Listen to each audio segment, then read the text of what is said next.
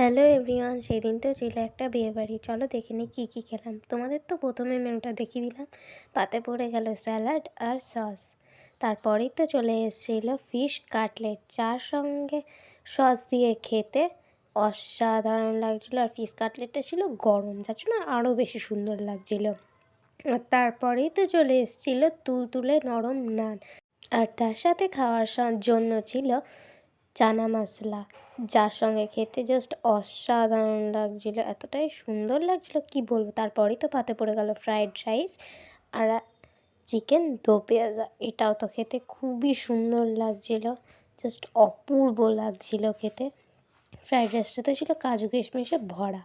তারপরেই তো পাতে পড়ে গেল সাদা ভাত আর আজকে সোস টপার মাটন কষা।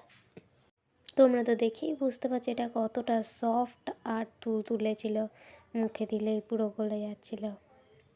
তারপরেই তো পাতে চলে এলো চাটনি আর পাঁপড়। আমার মতন চাটনি আর পাঁপড় কী করে এরকমভাবে কে কে খাওয়া, অবশ্যই কমেন্টে জানিও। তারপরেই তো চলে এলো লট চমচম, আমার ফেভারিট আইসক্রিম আর